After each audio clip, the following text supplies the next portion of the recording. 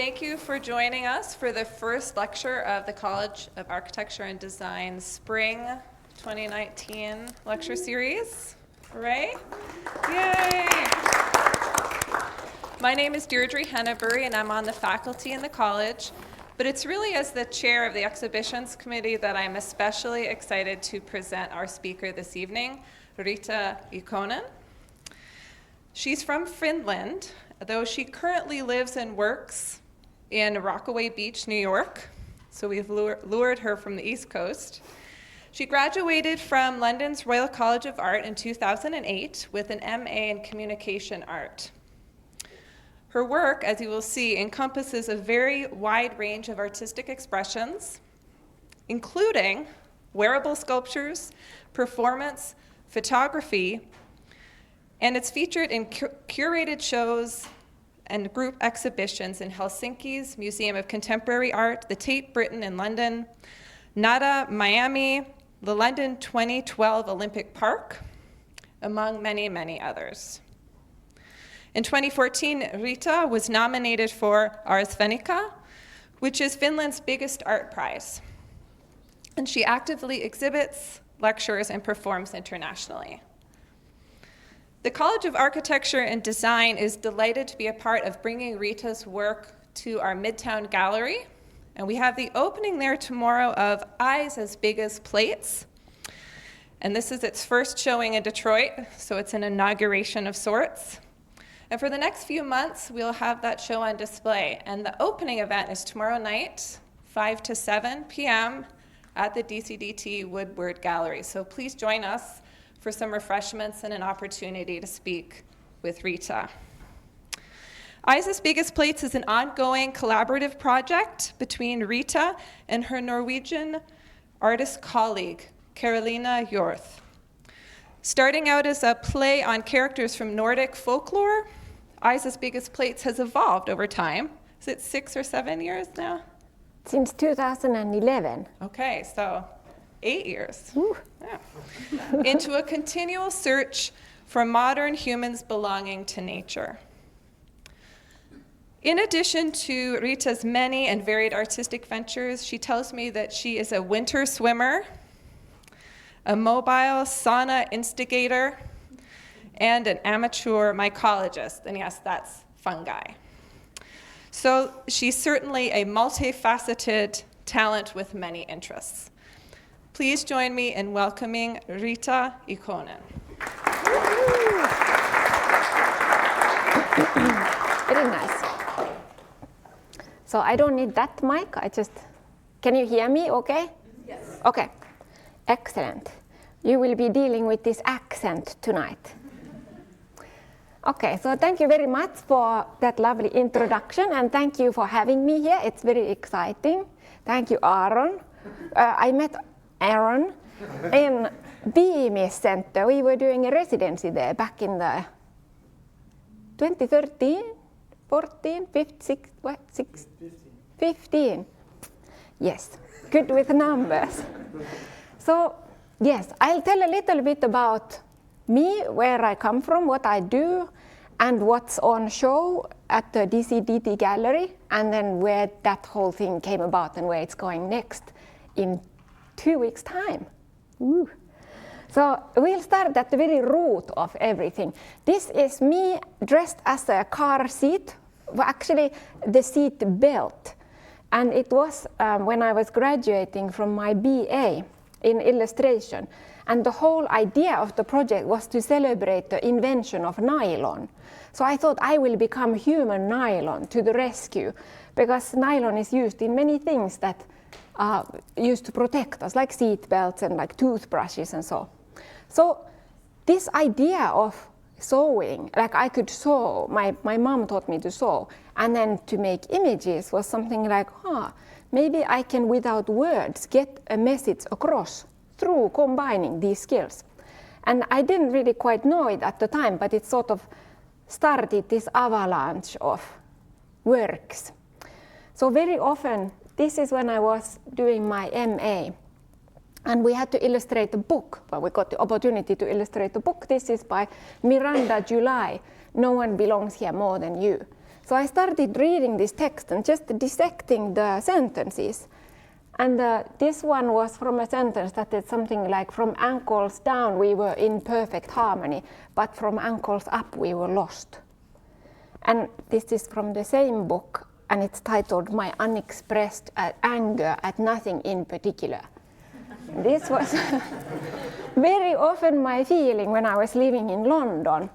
So I'm from Finland, I'm from the deep east, countryside, you know, and then you are stuck in the big city. So to sort of survive this big city mode, we came up with this project with a classmate of mine called Bird and Leaf. So for, I think now I've forgotten if it was a year or 2 years, but we would go on little trips out of the city, all over, and with these 2 costumes. So the costumes were nearly like just a good excuse to get to go on a, I don't know, live a little. So here we are as a thief. So the reason somehow how this nature hankering is about, I blame my parents again, because they trained myself and my sister as this kind of gatherer, not quite hunter, but gatherer mode. So this is very kind of average activity. You know, people would watch Netflix. We would go into the forest and collect like 1 billion liters of lingonberries or mushrooms or anything like this. So even now, when I'm working, this is the way I collect my material. I walk and look and observe. It's a lot of this. This makes perfect sense why this slide is here. It is from this amazing place called, I call it Treasure Beach. And it's a place, it's an old dump in New York. There's a great little video in the internet about it. It's called Dead Horse Bay, New York's hidden treasure trove of trash.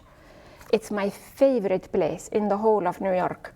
And you know, like this hunter-gatherer mode, I am often nearly in trouble with the law enforcement when I'm working. So in this case, I couldn't get anybody to model for me this day, and I'm not inside of that myself this time. But I made this cast of my friend of plastic. And this costume, you know, it's very long strips. I tied the ankles up, I tied the wrists up. Of course, I took the bus to get to this treasure beach. So I have this thing over my shoulder, I'm walking around, and I'm waiting for the bus finally, and this woman comes from the shop. I can see she's got a phone like this, and she's like, "Ma'am, is that a dead body?" And I'm like, like, hey, how strong do you think I am? Just, you know, and what? No. So anyway, she insisted I'd throw this body onto the ground, and she was on the phone with 911, and she let me go. Anyway, this is done together with a great friend of mine, Annie Collins, photographer.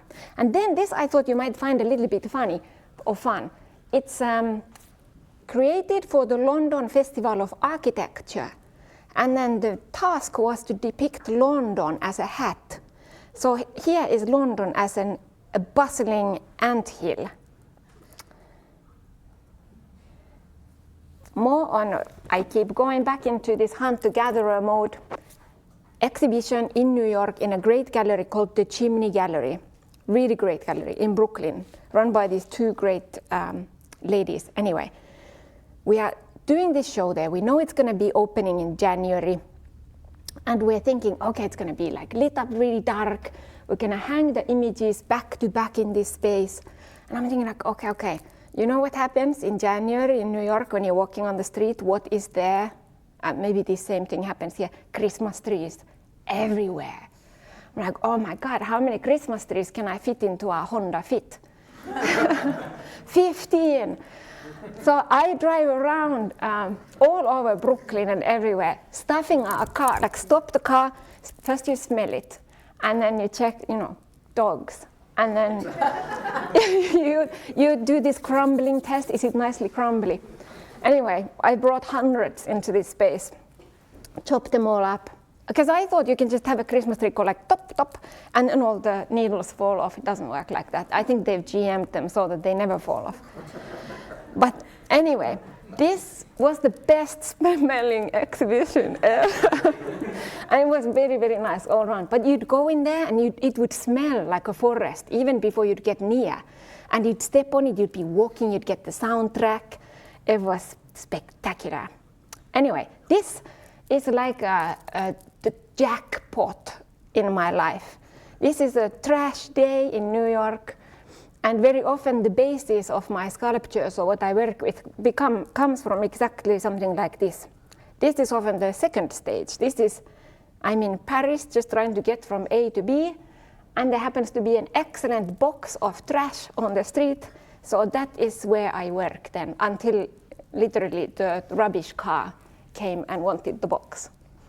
Well, I probably could have taken it, but I had nowhere to take it. But yes, so as I am gathering my materials, I often keep them a little bit because you collect stuff and you're like, well, what the hell am I going to do with this now?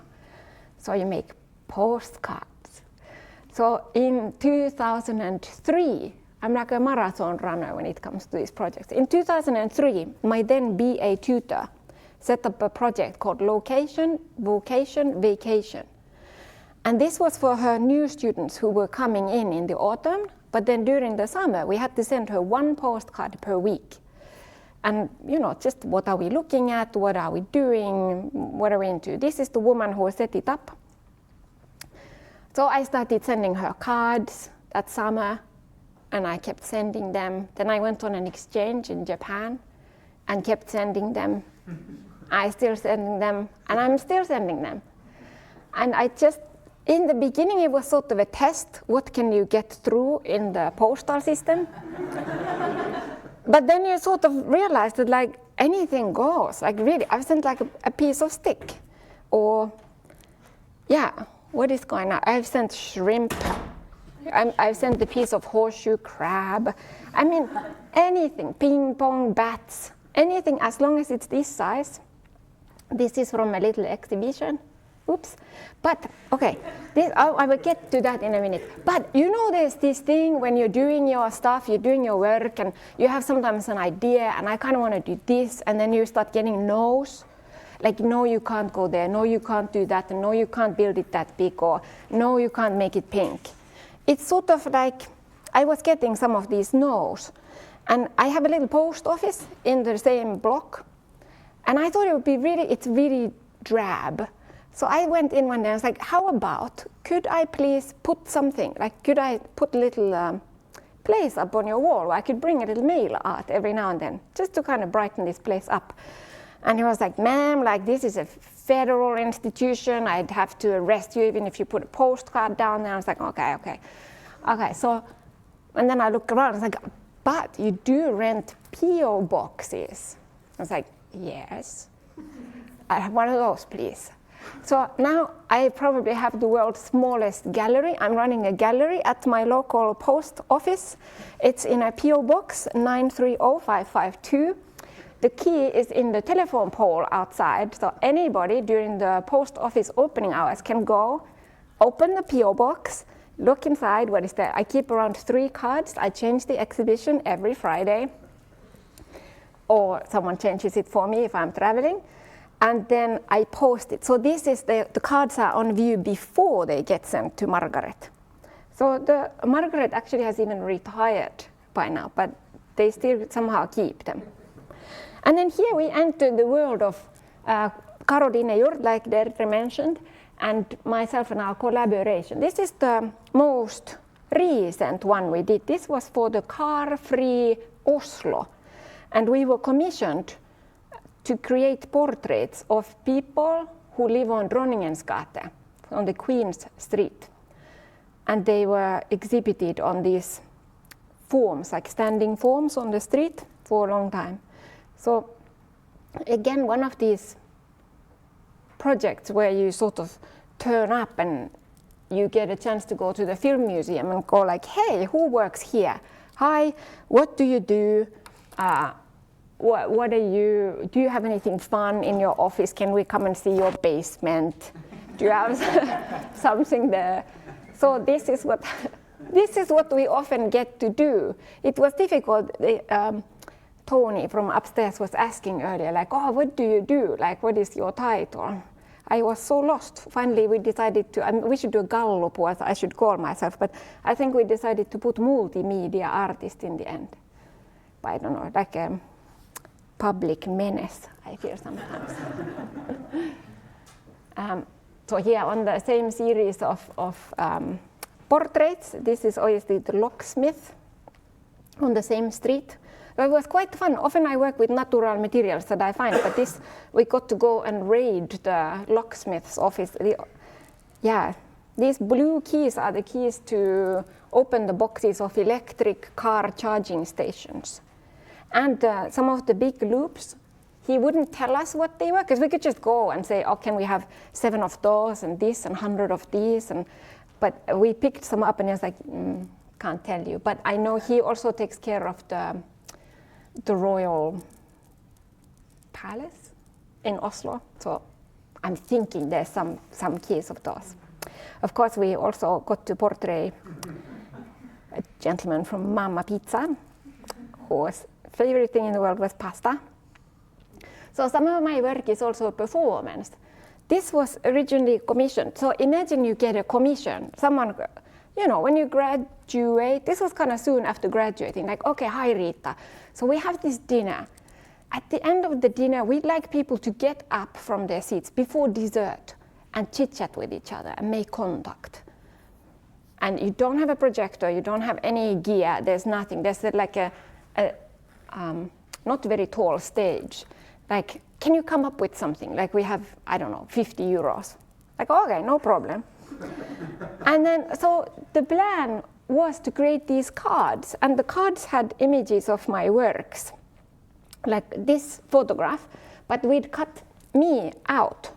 So the visitor or the dinner guest would be delivered by this butler, this set of cards, and then I'd enter the stage in my sort of underwear, or like, you know, leggings, and then start dressing into chanterelles and undressing. I'm entering into a snowflake, and the people, like this. So I sort of reenact these poses in these outfits at the stage. And the dinner guests, this is from the second enactment, but the dinner guest had to get up with the cards and move next closer to their neighbor and get the picture on their mobile phone. So they were left with the final images.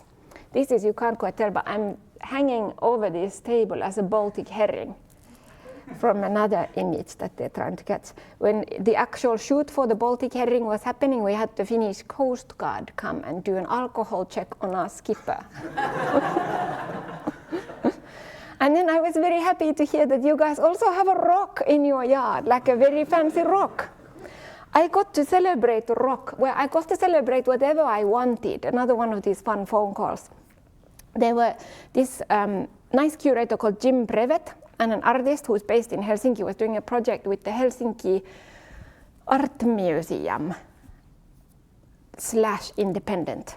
And basically, I got to pick a sculpture from the list of artworks in Helsinki, any sculpture, and then make a party for it.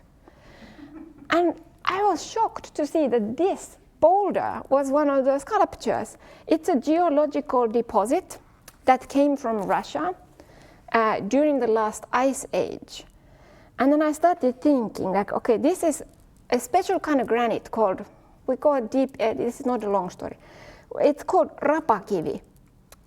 Other than sauna, the word rapakivi is these are the only 2 Finnish words known in the original form in all civilized languages. So I thought it would be a great mission to take abroad too.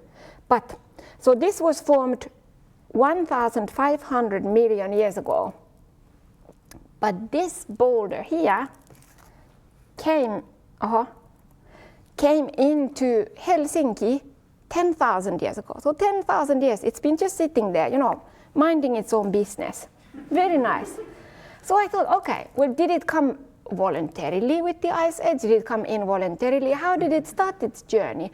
Well, maybe, so then I decided, let's dedicate this party to all the masses that are in motion right now. So I thought the way we can really partake in this is to eat some rapakivi, transport it in our gut to other places, and then, give it life somewhere else. Whether it wanted to go there, we don't know. So then the quest came to how to make this perfect rapakivi granite cake, because the structure is this very specific structure. This was the winning formula finally. So something like this. It was a lot of baking. So always, every party needs a good host. So this was this granite host. And then, it sometimes happens you do one project which bleeds into the next project. Then again with Annie Collins, who we were with the dead body in the Treasure Beach, she came to Finland. And we were celebrating the Finnish centennial. And already I quite like mushrooms.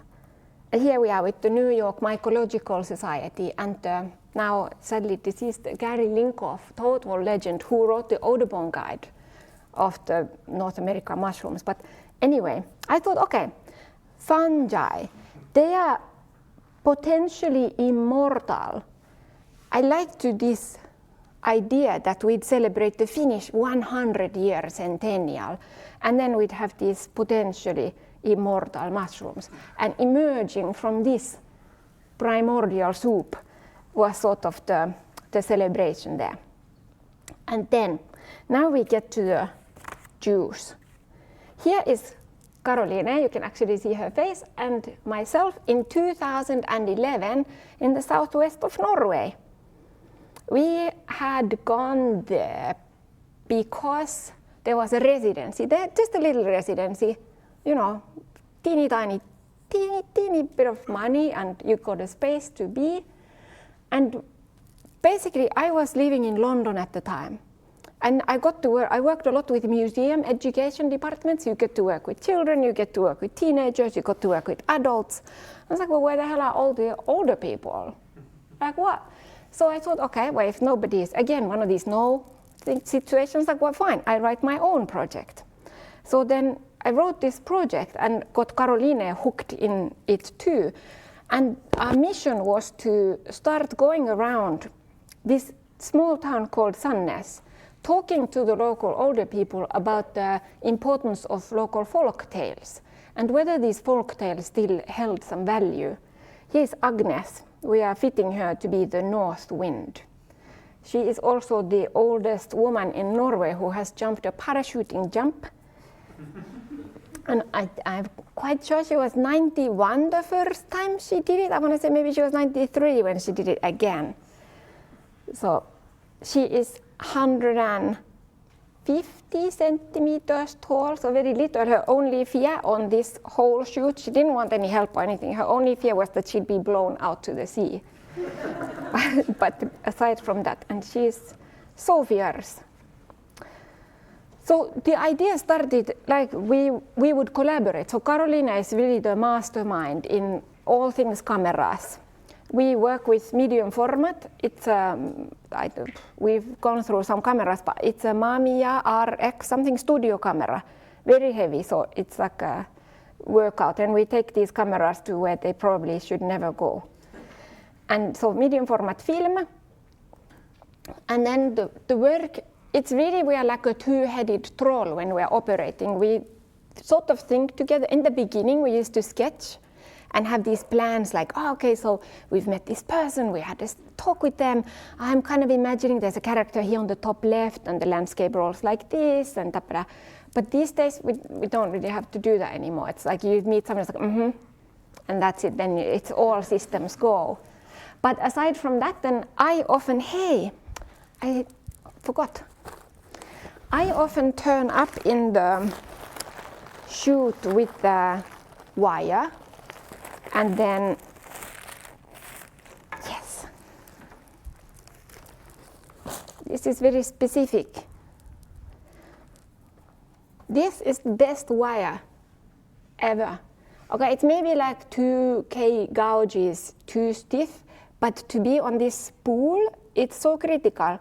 If I'm looking to buy this desperately, if you know somewhere in this city or anywhere where they sell it, because when you're working, you have granny here, you have moss here, and then you need to quickly, person's getting tired, ring, and then you just keep going. So you can really express work with this, but nothing else than this wooden stick really works.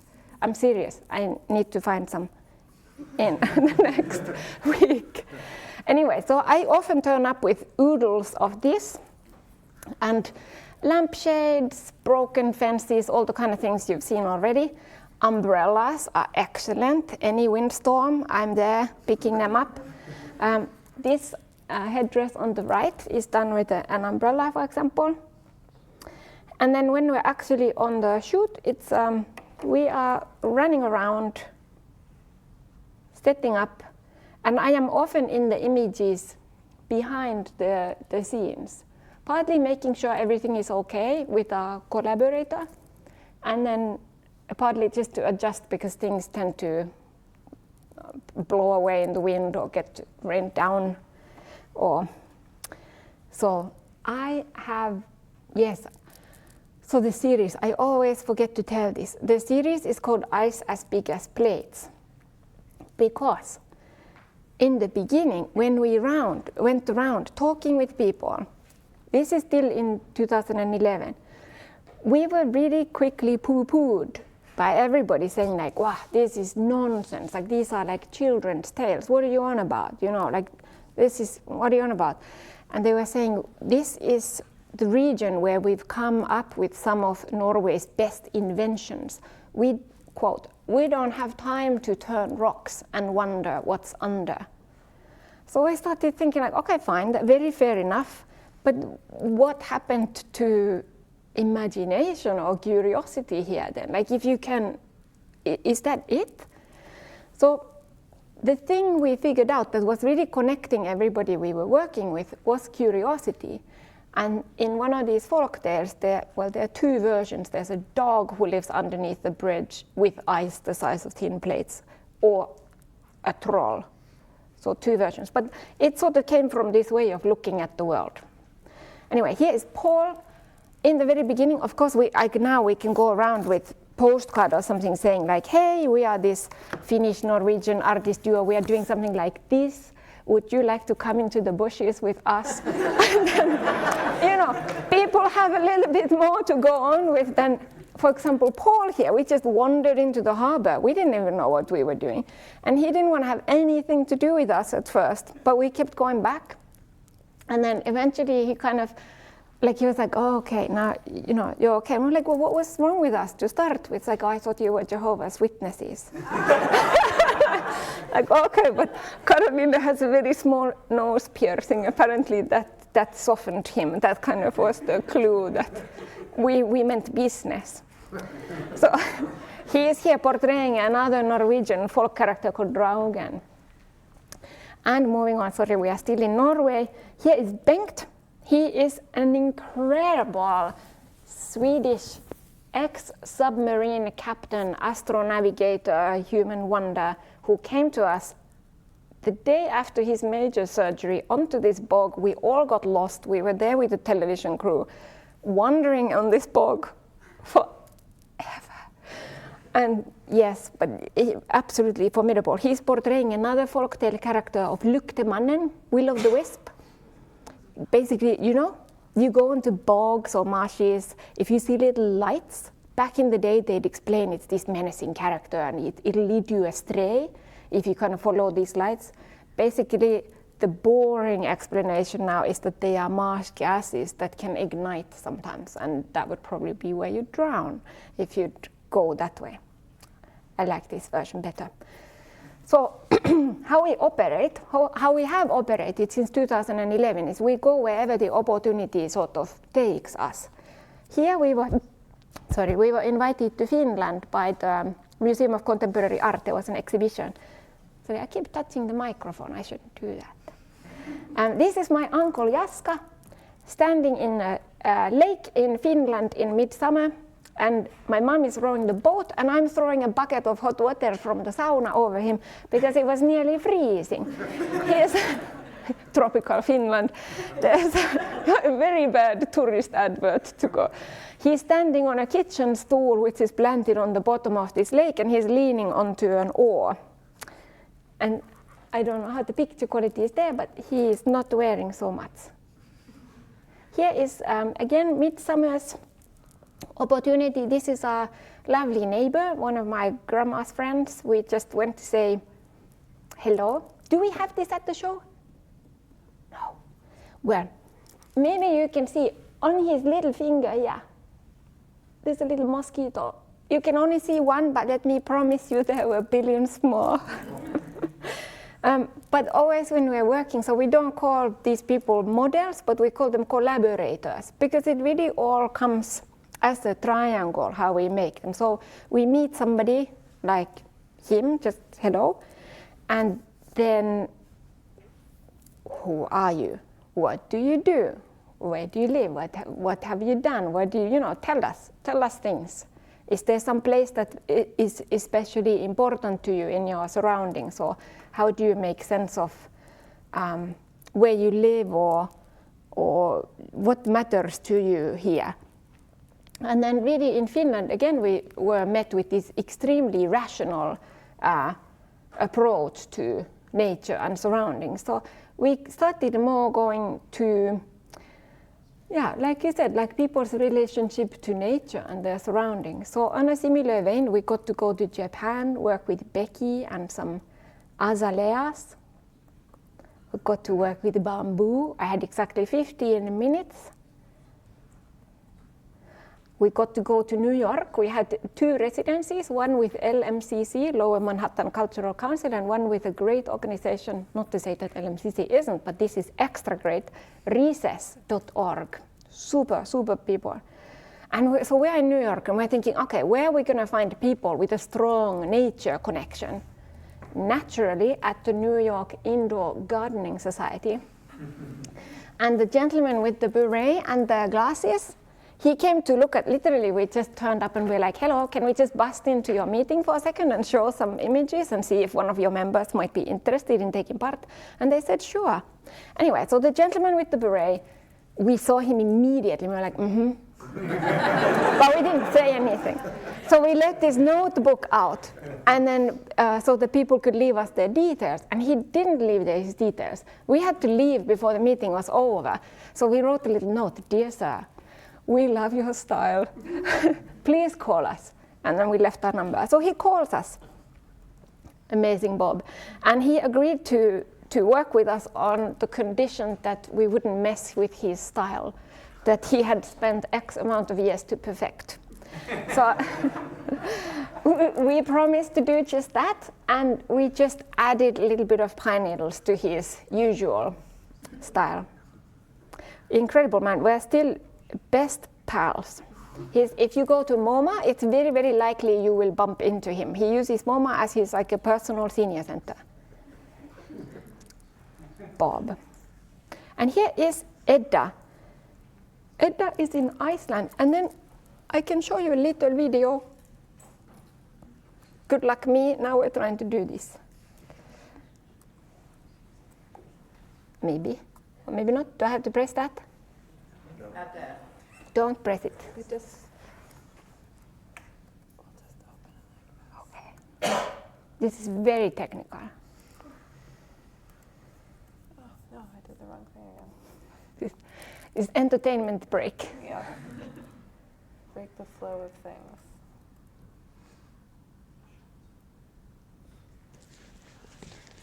Yeah, let's start a little bit further.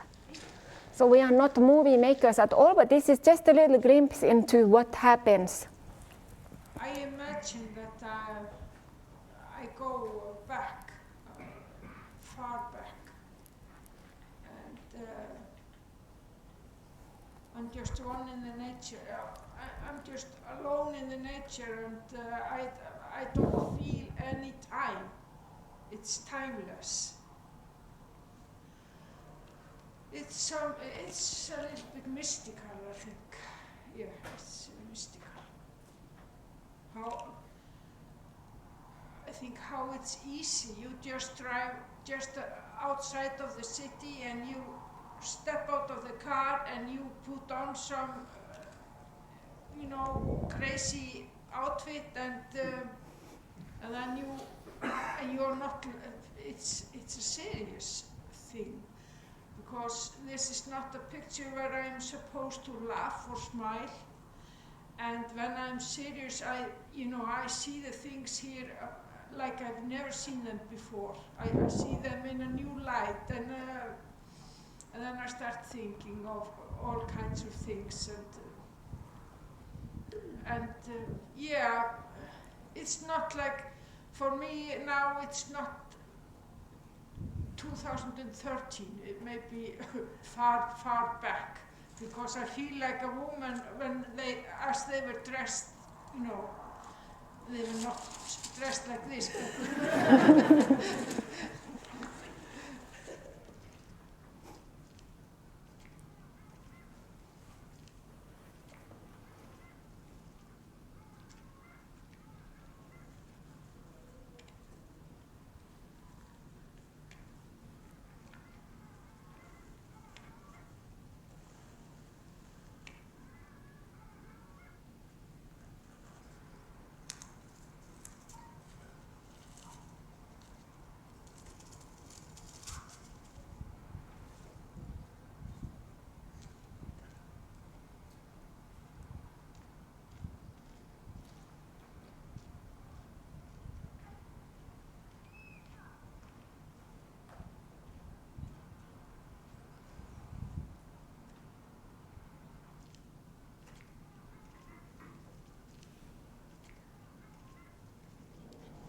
The Phragmites, This is Treasure Beach. certainly takes its nutrients and takes nutrients from the surrounding area through the roots as a sponge or straw, just sucks up all the nutrition from the nitrates and the phosphorus, which are also pollutants. So it helps cleanse the area. You also find in the Phragmites, it captures the physical pollution, such as litter, garbage, plastic bags, to prevent it from going in. So there's a special place for the Phragmites, and it's generally found in the area that separates the aquatic marine environment to the more terrigenous. He just happened to be wandering past. We were worried he was the police, but he was just a nature enthusiast who joined the shoot. Very grateful to see And Mr. Marty, we met at Vanessa's Dumplings one day in the city.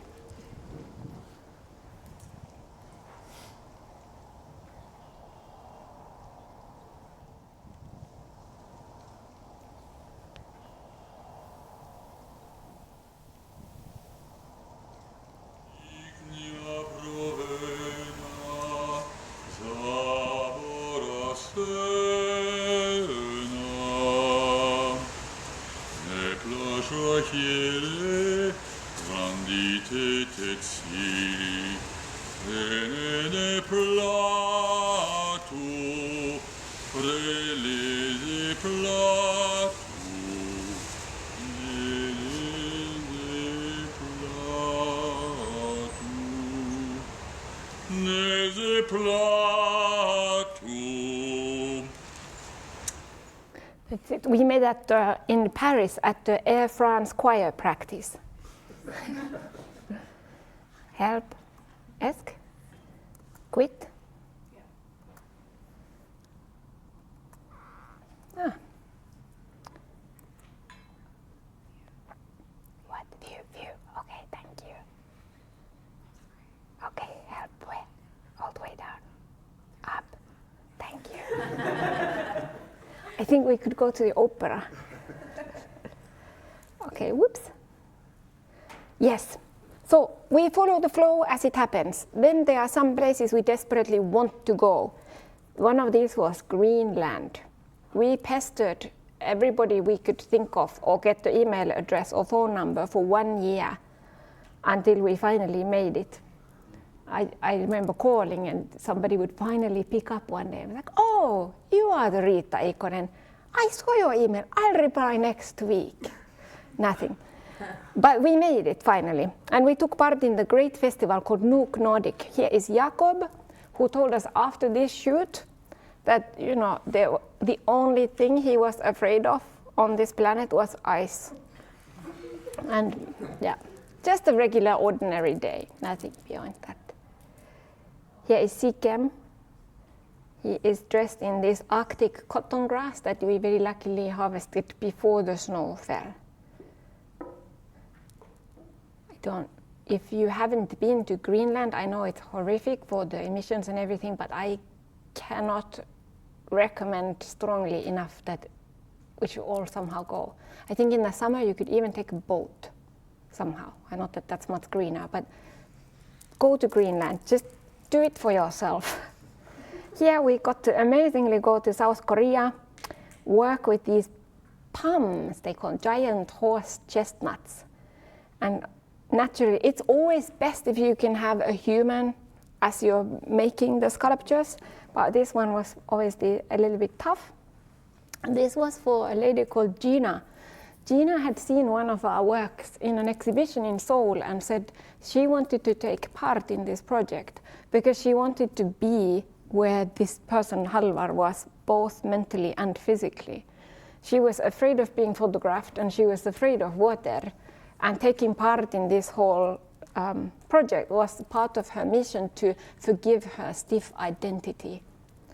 And it was quite epic. So we were in a village called 700 Village. It's 700 meters above the sea level, which apparently is the optimum altitude for humans and animals. Here is the master of the village called Papa. When we asked people like what is his name for the image and stuff, nobody knew. They were like, oh, it's just Papa. Everybody knew the people who run these places, Mama and Papa. But he's Mr. Jong.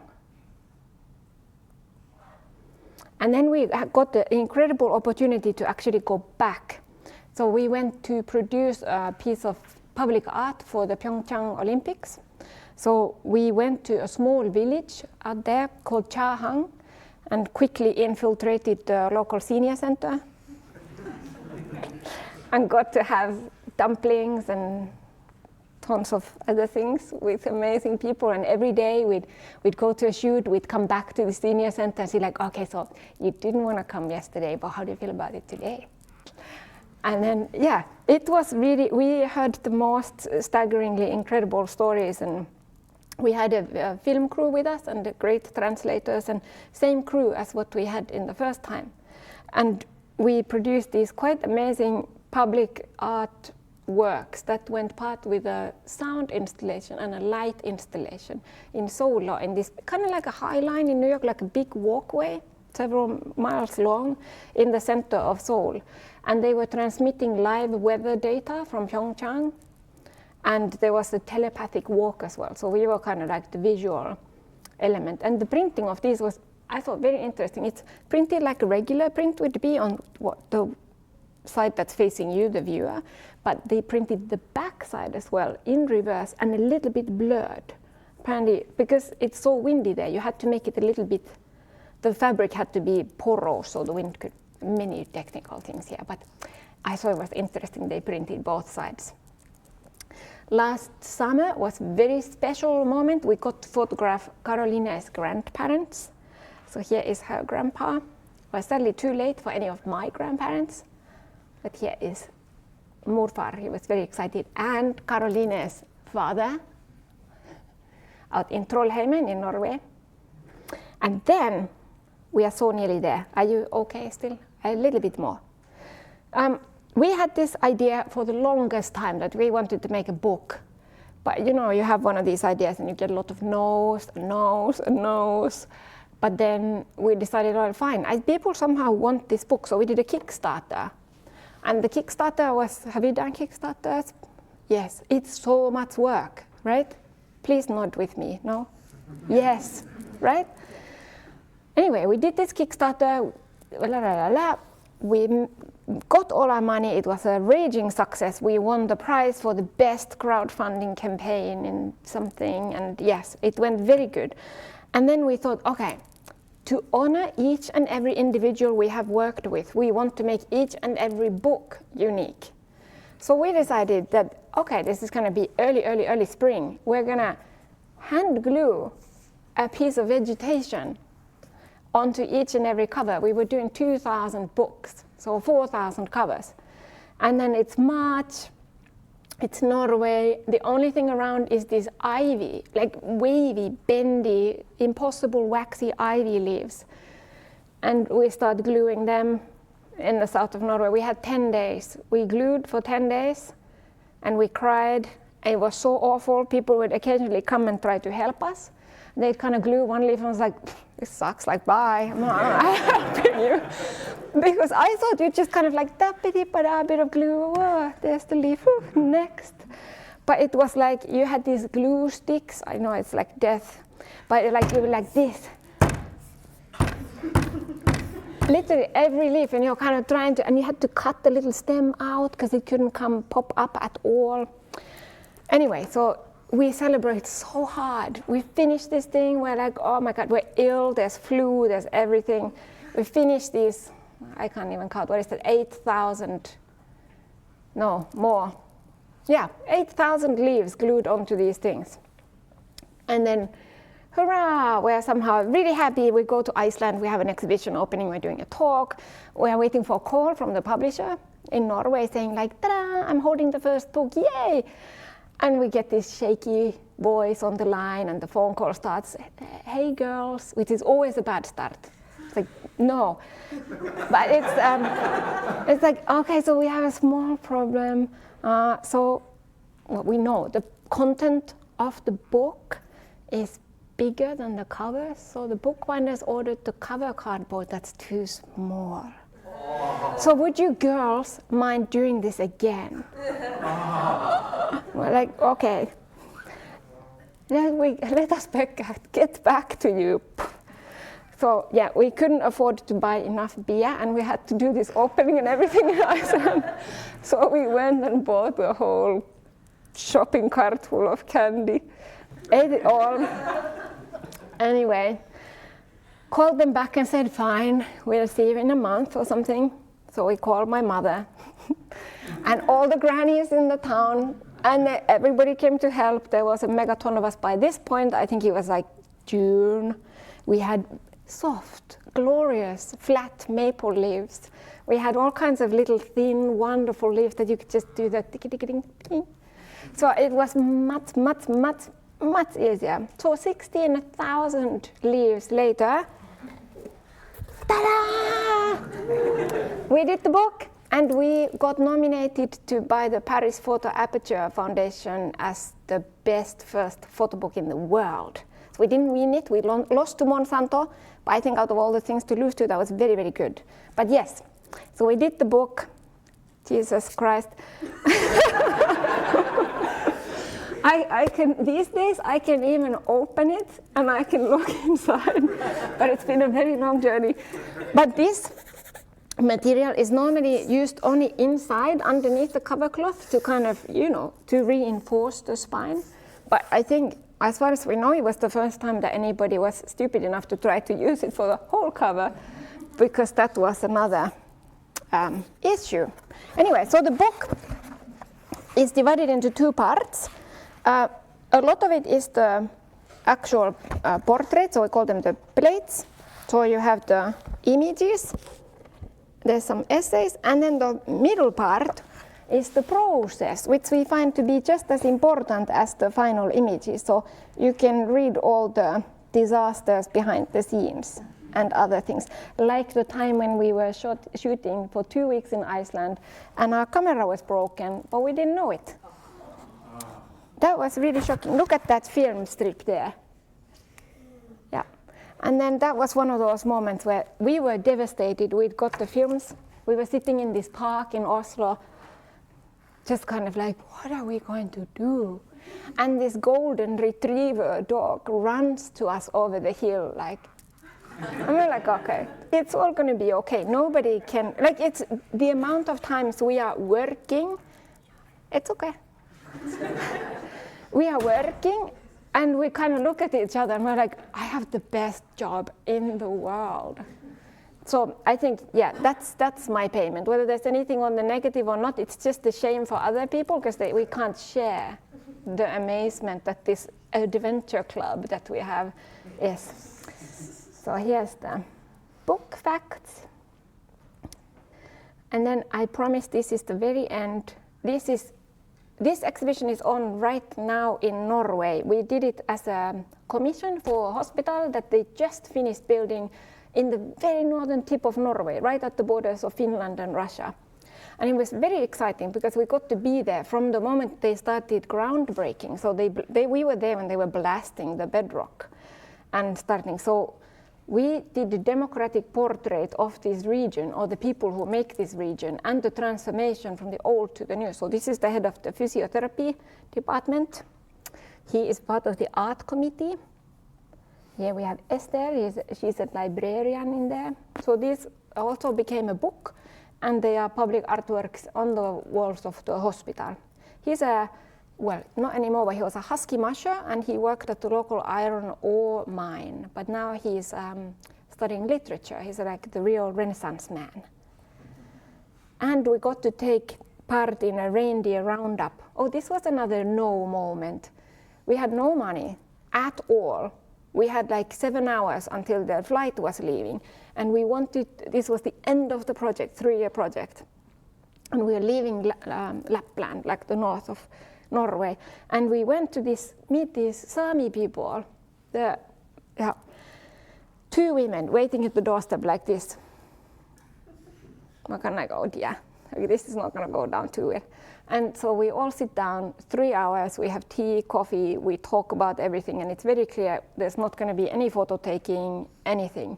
But Inger, Anita, and Gun Tove, these 2 women said like, okay, you can take photos of us, but only when our livelihood or our culture or any sign of that, when we can portray that. So we'll put you up, we'll clothe you, we'll feed you, we'll help out in every way if you come here when we're actually doing Reindeer Roundup. So we said, fine, no problem. And this was like me flying from New York to this. So we drive back to the airport, and on the car, it's like, what have we done? Like, how can we do that? And then you just figure it out, and then we did it.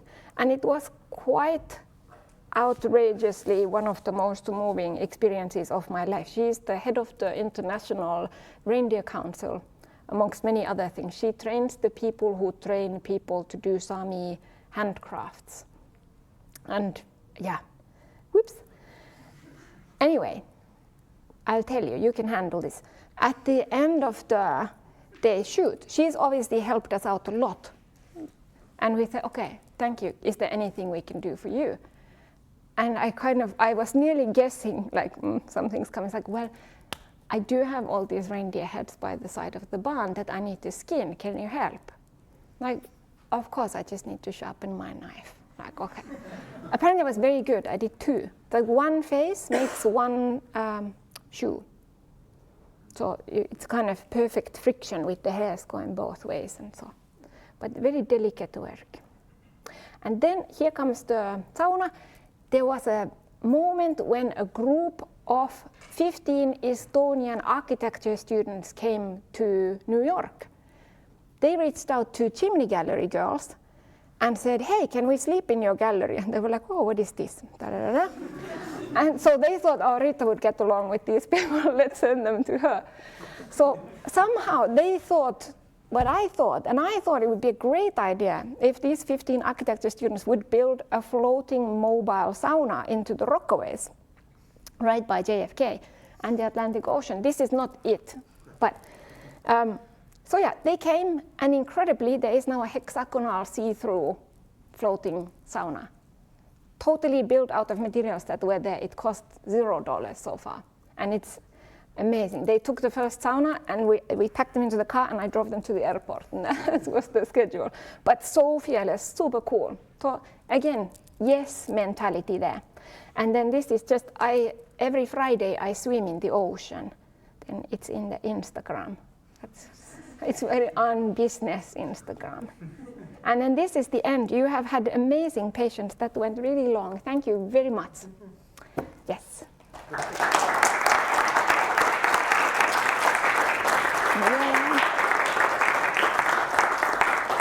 And I have postcards if anybody wants, and you can look through the book. If it was lighter, I could give them away, but this is 1.5 kilos in the suitcase. Yeah. Yes. questions. Is it that Do moment? we have any questions?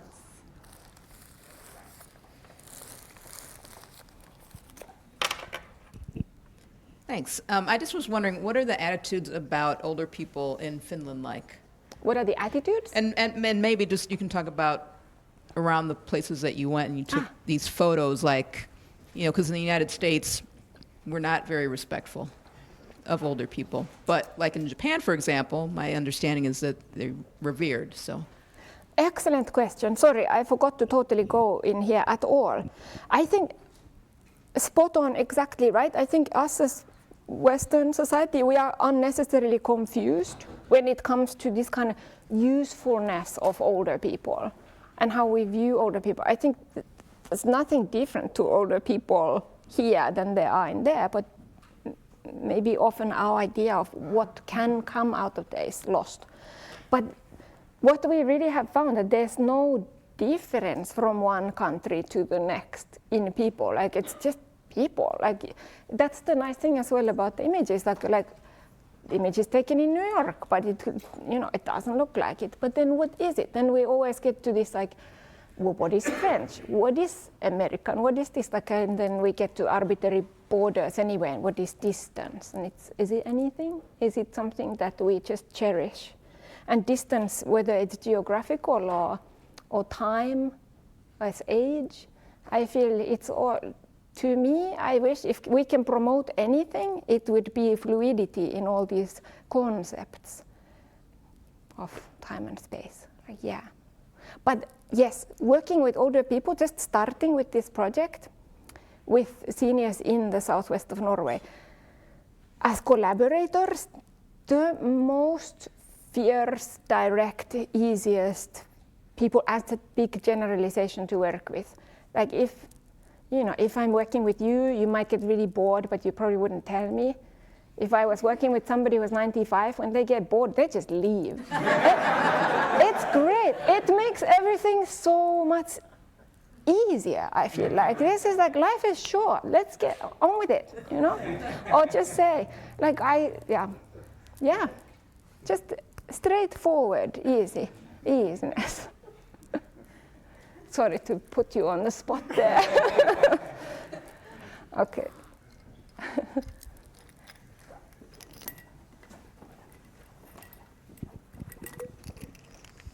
Once you found someone to collaborate with and you're sort of going into nature with them, how do you decide which of the material existing there? Because I noticed you seem to just go into the space, grab the material, and create the piece they're going to wear. How do you decide which material you're going to work with when you get out there? I have skipped so many important things in this talk, thank you. So when we meet, like, let's say, when we meet somebody on the opposite lane of the swimming pool or whatever, and then we sit down, we normally try to have like a good half a day or all day, if possible, with the person. So we sit down, we talk, tell me everything, and then they can just tell their life story as they want to. We ask some specific questions, like, what is your reaction? Is there a special place you would like to be photographed in? Or maybe there's a specific material? Or is there somewhere you've always wanted to go here? And can we facilitate that somehow? Not Disney World, but this kind of thing. And then we go from there. So really the material and the location are really dictated by the collaborator and what they want. So it's really like a portrait of them. So sometimes people say whatever, like, I don't care. Like the lady actually who was talking in the video, Lisa, she said, like, she had seen the call for participants in the local paper, and she just called and thought this is something fun, but she didn't care what it was. So then we have something, we kind of go around and, like you say, we just go stop the car, collect something. But actually the location we had selected for her, when we got there, she was like, oh my God, I used to work here as a kid, and started telling us all this stuff about how she was seeing this place like she'd never seen it before. So yeah, serendipitous things happen there too, but they decide. It's their time. Yeah. Yes. You touched on how like growing up, like nature, and then also like harvesting and gathering was like a big inspiration for you in this artwork. Yes. Did your collaborator have similar experiences or others that she also brought into the artwork? Yes. I think she's a little bit less obsessive. She can actually walk from A to B without stopping for something. But yes, definitely. Oh, that's so difficult. But that's so hard because I feel like I myself on my own, there's no way I could do this work. And then maybe she on her own, she couldn't do this work. So what she brings to the table and what I do, maybe I can't separate it like that. But it could, I mean, it also has happened that we'd be somewhere and I was like, why don't we make this? And she often has this cheesy filter. And I maybe don't have the cheese filter. So she would go like, think about it. Nuh-uh. So maybe she has the good cheese filter, amongst many, many other things, obviously. She's very fearless. I really admire her. And if you give me some like complicated computer code and it explodes on you, and she'd be like, okay, so where do we start? It's like, there's nothing that kind of phases her in challenges. So it's very inspiring. Often it's like, okay, what would Carolina do? Just keep pushing through taxis or something. No.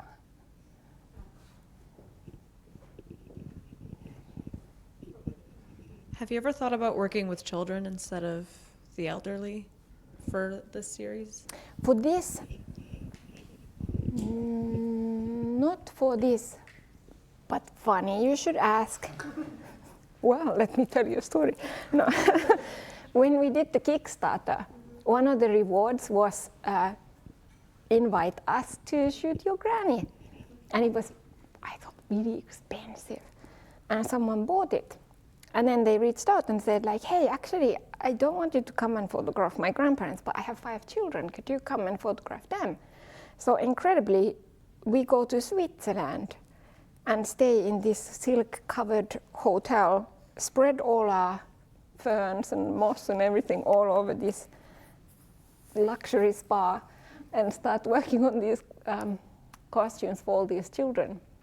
And they wanted to do so. Yes, we technically, in a very random way, yes, we have worked for children for this project, but they're not in here. But as a sideline, maybe not.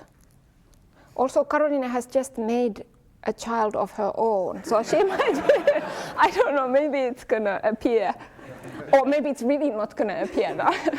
Hard to say. Oh, and I forgot to say, I promised to say what's happening next. Why I need to wire.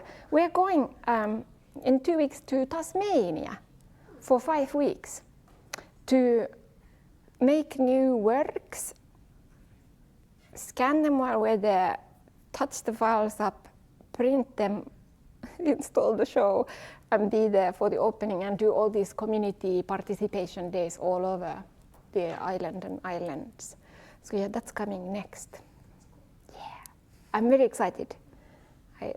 We had a nice Skype meeting with them about, we always ask like, is there any dangerous, is there something we should look out for? Because we go all in like digging, but no, nothing dangerous here. It kind of sounds fishy when it's like nothing. It's like, give me something, like give me like don't touch the. Anyway, so I start looking at it and there's a lot. But yeah, excited, yes. Hi. Hi. So what kind of effect, how does this experiment reflect on the participant themselves, and how does it reflect on you personally in connection with the nature, especially when you use all of like the nature material? How do they feel before and after, and how do they see things? Really, really varies so much. Like Jakob, who is covered in ice, he was just like, yeah, whatever, we do this all the time. Some people, we have met in like the plumbing section of the hardware store. They really didn't see it coming. We just go out for half a day and they go about their plumbing life. And then when the book came out, we actually sent one to everybody we'd worked with. And then then you'd hear back from people like, oh, I totally forgotten about you. Like, yeah, there was this thing. Like, I had no idea I was part of this bigger family of people. So some people, we really become like lifelong friends. Some moments have definitely shaped me as I am and how I appreciate certain aspects of this planet. Some, yeah, people change you. So yeah, some people more than others, some for different reasons. So yeah, I think it's this morphing. Yeah, so many cheesy things to say here. I'm gonna use Karolina's cheese filter. But yes, it's an adventure club. Yeah. I'm gonna just say, I forgot to say, you know, we are working on this project talking about nature relationship and flying all over the planet and killing the universe with our carbon footprint, but so we are struggling with this very much and producing work that aren't maybe always produced on something the most ecological everything, but yeah, so far we're just struggling to find an answer or solution, but I think this is definitely, the project is morphing into something that is discussing more politically about where we should be headed, like seriously now, says the girl who's gone to Tasmania on an aeroplane. But yeah.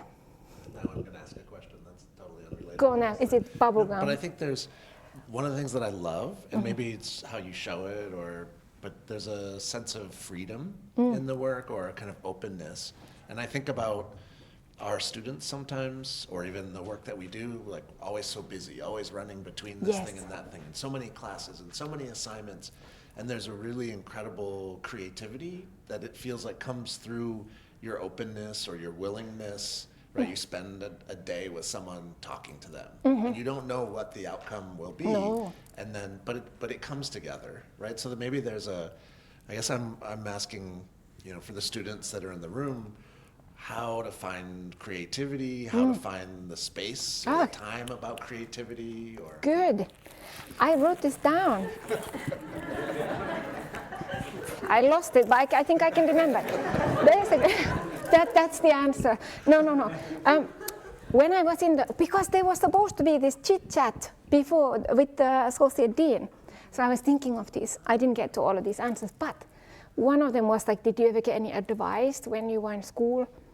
And in the end of this very stressful last year of MA at Royal College, they always wheeled in this guy called Max Comfort, and that was his official name. And I remember 3 things he said, and I have kind of held them dear. I don't live by them, but one is do less, better. One is that daydreaming is a time management tool. I get a lot done. And then the one thing, I can't remember how snappily he kind of put it, but you had to kind of believe in the green man with the idea of you're walking towards the crosswalk. And if you're walking thinking like, oh, it's going to be red light, I'm never going to make it. I mean, it's equally the chance, but you kind of have to believe that it's going to be the green man when you get there. You're going to have to walk. Because if it helps you a lot if you trust that it's going to be okay. I mean, it's just as likely that it's not going to be okay, but at least you feel less bad. I don't know. But you know, also if you, like, we are all in this creative profession and it's not so peachy always. So I just think if you're not having a good day, just don't push it. Don't do it. Just go for a walk, go to the beach, go for a run, something. Then come back to it and look at it again. Maybe you don't feel it again, come back the next day. I don't know, sometimes it feels really like, we hunt it really fiercely sometimes. It's good to let it go. Yeah. It's my wise words. Thank you very much, Riitta. Thank you.